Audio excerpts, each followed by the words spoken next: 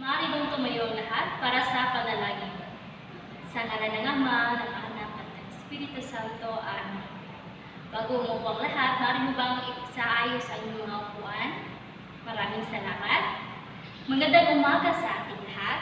Ako nga pala si Pinipining Sherbiada na naging magiging guro sa araw na ito.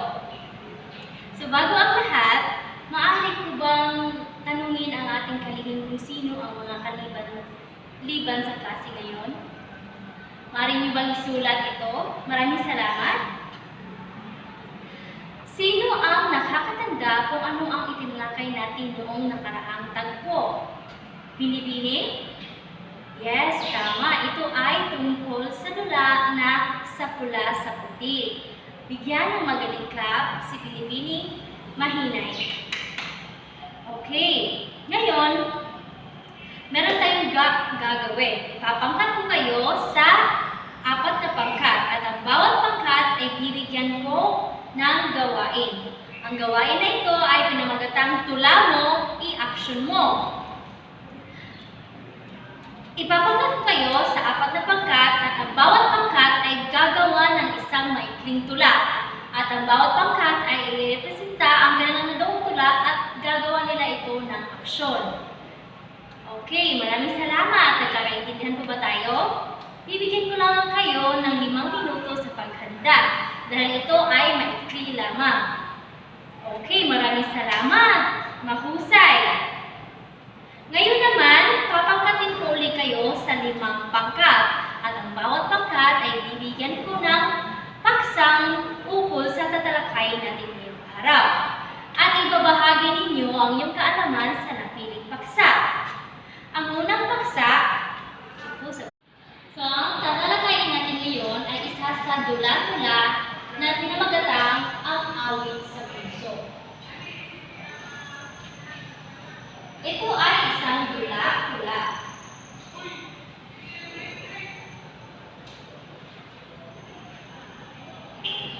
Ang dula-dula na ito ay may mga tauhan na sina Mateo, Rosa, at Mark Andoy at Alen Shoni.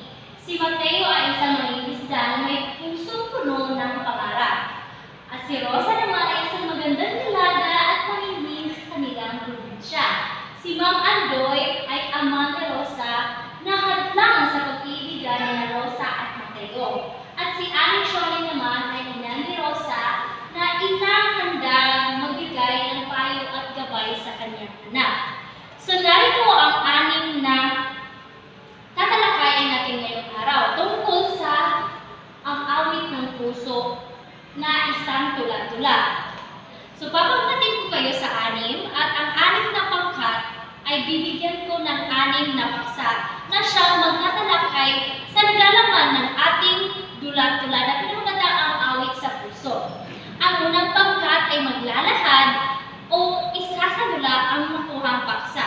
Una, ipakilala ang mundong ginalawan at ang mga pangunahing tauhan sa inakaharap ng mga suliraning sa tauhan. So, ang unang pangkat ay isasadula ang ginagalawan ng tauhan at kanilang pangunahing suliranin. Ang ikalawang pangkat naman ay magbibigay pag-ibig na umaapaw na kailangan nilang ipakilala sina Mateo at Rosa at nagsimula ang pag-usbong ng kanilang damdamin sa isa't isa. Dito magkakilala at unang tagpo ni Mateo at Rosa. At sa ikatlong pangkat naman, hadlang sa pag-iibigan. May mga hamon at hadlang na hinarap si Rosa at Mateo at kailangan nilang harapin ang mga pagsubok na kanilang hinarap. Kabilang na rito ang pagtungkol ng ama ni Rosa sa kanilang pag-iibigan. At ang ika-4 na pangkat naman ay ang paglalakbay ng puso. Nagtungo si Mateo sa malalim na dagat upang hanapin ang sagot sa kanyang mga tanong tungkol sa pag-ibig at kinabukasan nila Rosa. At ang ika-5 pangkat naman ay ang pagbabalik ni Mateo. Pagbabalik ni Mateo, dala-dala ang mga bagong aral at pag-asa para sa kanyang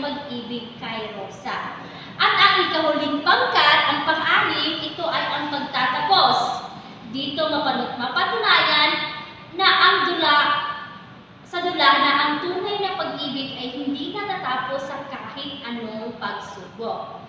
So, handa na ba ang lahat? Ang bawat anim na pangkat ay isa sa dula ang nakuha nilang paksa. Okay. Bibigyan lang ako kayo ng 20 segundo sa pag-ahanda.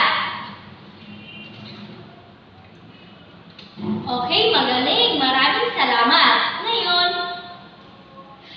bibigyan ko kayo ng oras upang isipin at alamin kung ano ang tema at mensahe ng tula-tula na pinamigitang ang awit sa puso. Dahil meron akong mga katanungan upang masuri ko kung kayo ay nakinig sa ating tinalakay ngayon.